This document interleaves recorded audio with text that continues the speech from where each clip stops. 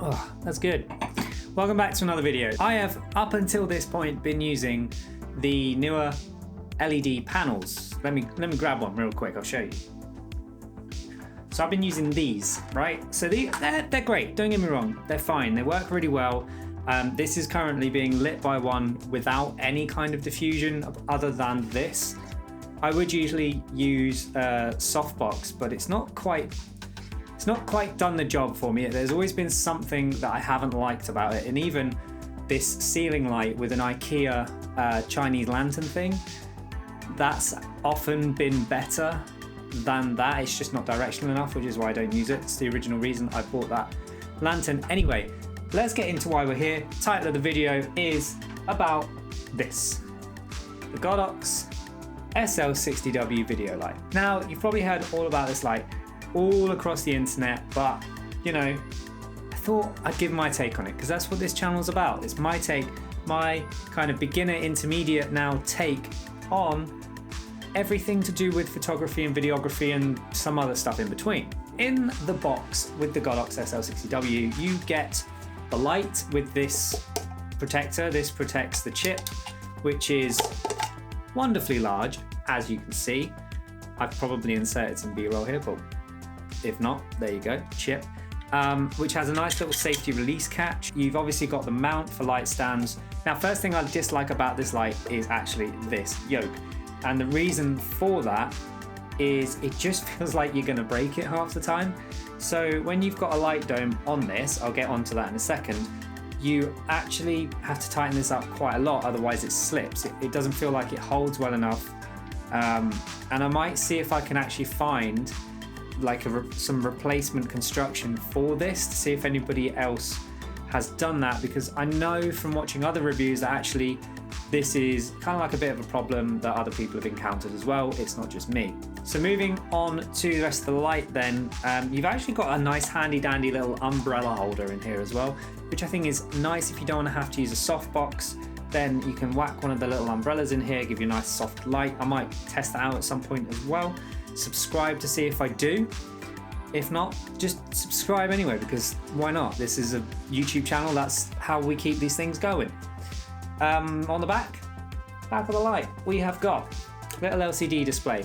This is quite handy because it tells you your brightness and it tells you your temperature, as well as telling you the channel and the setting, the group for the controller, which is another thing that comes in the box that I've misplaced, so give me 2 seconds to find it. This is the controller.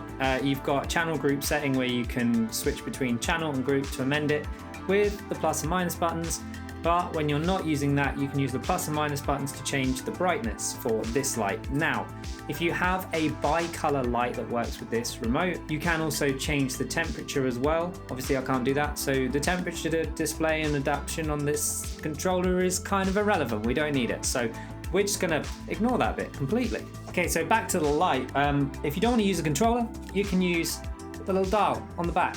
Same kind of functionality. You can change the brightness, channel, and grouping. Little button there for that last little bit, but yeah, this is literally just a radial dial. You can brightness up, brightness down. Very handy if you're behind the light. However, the newer lights that I've had up until now, they've been a dial on the back as well, used to it, but having this has been so handy, and we'll get onto it in just a moment. Sorry about the phone, important things going on, gotta have it on loud, so I'm just gonna leave that in there. Okay, so apart from those two things, there is also the cable, which is just a standard cable. It's extremely long, which is really nice, but this is not battery powered. I'm yet to discover if you can actually like V-mount power this light somehow. Someone's probably done something, so I'll have a look, see if I can find something like that. If I have, I will have told you if it's possible, like right here. And then finally, you also get a reflector. Pretty straightforward, simple Bowens mount reflector. It does quite nice things. I'm not going to do like a technical review of this light because that's not what I'm about. I'm about like the practical application of things, like putting it up, seeing how it looks on me, to help give you guys an idea of what it's going to look like if you were to get one. If you want to see technical rundown of this light versus other lights, check out Gerald Undone's video. I'll link that in the comments or up here. Absolutely killer channel. I love that guy's channel. He does all of the proper technical stuff. Go check him out if you haven't already. I'm imagining if you're watching videos about camera stuff on YouTube, you've probably already done so. Okay, so next up, I want to touch on the additional thing that I ordered for this, and that is the softbox. Now, I ordered a massive softbox for this light. It's not the biggest softbox, but it's pretty big in terms of its physical size compared to a lot of the other things that I have going on around me. This softbox I have been wanting for a while because I've always wanted that like round catch light, and also I wanted something that could fix to my light so I didn't have to have like additional stands holding like a big 5-in-1 or a bounce board, etc, etc, so on and so forth. So this is the puppy, this is the thing, and enough like talking about it because it was a pain in the ass to set up. Let's see how it actually looks. Alright, so the light is now on, no modification tool, no this, no diffuser, reflector, that's what it's called. I'm going to turn the newer light off now. Bang, that's off. Okay, so now this is solely lit by that, there's nothing on it. So if I was to now mount the reflector to this light, that's now with a reflector on it. Obviously this is extremely harsh light, it's extremely kind of focused compared to the newer light. When I had the newer light on literally like an arm's length away, you can see like this part of the image here, this was actually a lot brighter, and like I know this wall, like I could see it out the corner of my eye, this wall was a lot brighter. So it's nice to have a little bit more of a focused light. So now what we're going to do is I'm going to stick the softbox on. This is at 10% by the way. This is the lowest setting this will go. This is at 10%. I'm not going to change my camera settings when I like edit this or anything like that. This is at 10%. I want to give you a true representation of that versus the newer panel, which was at 50% white only. So yeah, gonna whack the softbox on now and we'll see how it gets on. Okay, so now obviously you can see this is in frame.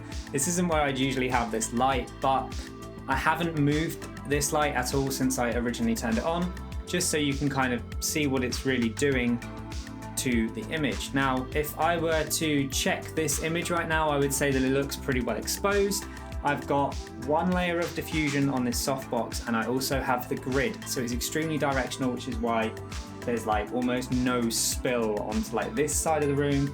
There's obviously nothing on the right side, which you can't see anyway because of the softbox. But what I'm going to do now is I'm just going to move this out of the way slightly. I'm going to reframe up this shot a little bit, and then you can see what it would look like in a practical application in like my kind of setup. Okay, and that is the light pretty much set up roughly where I'd have it. I need to do a little bit more of a move around in here because we're moving house, so this isn't an ideal setup right now. Everything is kind of like boxed and packed and things are moved around, but I'm extremely happy with this light. If like there's literally like a lampshade like right here that you can't see, that is exactly where I would put this light, like right here, and there's a lampshade like right there, so I would put it like right there, but I can't. Kind of annoying, but this light has really impressed me. I'm a massive fan of it. If you are thinking about spending roughly 100-120 pounds on a video light and you only need one, I'd go for this. If that's your budget and you need more than one light, go for the newer lights. Like, they're great, don't get me wrong, but what I will say is they do lack a little bit of power.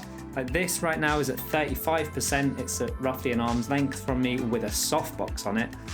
The newer light isn't as bright as this at 50% without a softbox on it. So, you know, you do the math, it's gonna be a lot darker. I'd say this is a pretty damn good light. I'm very impressed, I'm very happy with my purchase, and I would definitely recommend this light to anyone.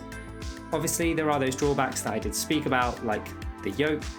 I don't know if you can hear the fan, but the fan is quite loud. I'm using a directional mic, so I don't know if it's going to pick up, but who knows? It's one of those things you kind of have to overcome. If you're in a really small setup, then it might be something you could potentially be worrying about. But that is it for this video. If you did like this video, don't forget to like the video. Get subscribed and like the bell to stay up to date for whenever I release a new video. And until the next one, see ya. I don't know how I'm going to get all the way across this desk. So,